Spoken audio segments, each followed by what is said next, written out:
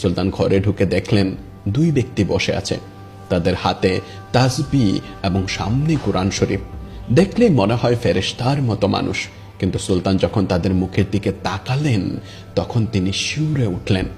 হ্যাঁ, এরাই তো তারা, সেই কালচে গায়ের রং, সেই নীল চোখ। নবীজি স্বপ্নে এদের কথাই বলেছিলেন। সুলতানের চোখের পানি শুকিয়ে গেল। সেখানে জ্বলে উঠল এক ভয়ঙ্কর আগুনের শিখা।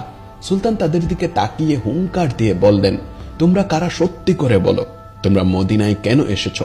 তারা খুব শান্ত গলায় বলল, হুজুর, আমরা তো সাধারণ মুসাফির, হজ করতে এসেছি, আর নবীজির প্রেমে পড়ে মদিনায় থেকে গেছি।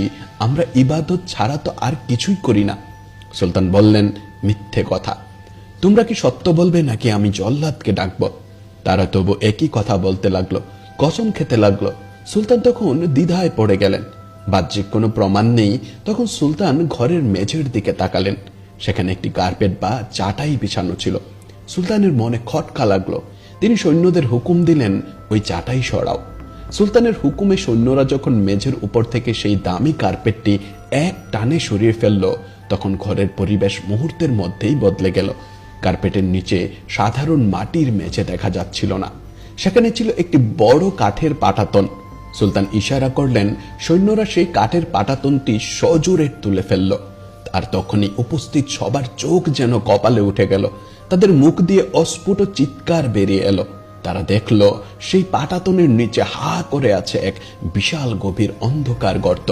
সাধারণ কোনো গর্ত নয়, এটি একটি সুড়ঙ্গ, যার মুখটা ঘরের ভেতরে, কিন্তু এর শেষ কোথায় কেউ জানে না।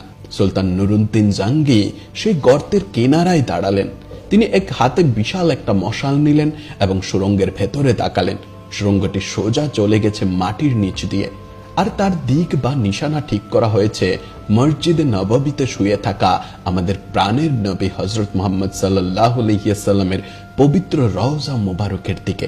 সুলতান আর দেরি করলেন না। তিনি আর তার বিশ্বস্ত সৈন্যরা সেই অন্ধকার সুড়ঙ্গের ভেতরে প্রবেশ করলেন। সুড়ঙ্গটি ছিল খুব সরু, একজন মানুষ কোনো মতে হামাগুড়ি দিয়ে যেতে পারে। মাটির নিচে ভ্যাপসা গরম, অক্সিজেনের অভাব, কিন্তু সুলতান এগিয়ে চললেন। তিনি দেখতে চাইলেন এই শয়তানেরা কত দূর পৌঁছেছে। কিছু দূর যাওয়ার পর সুলতান থমকে গেলেন। তার শরীর শিউরে উঠল, তার হাত পা অবশ হয়ে গেল।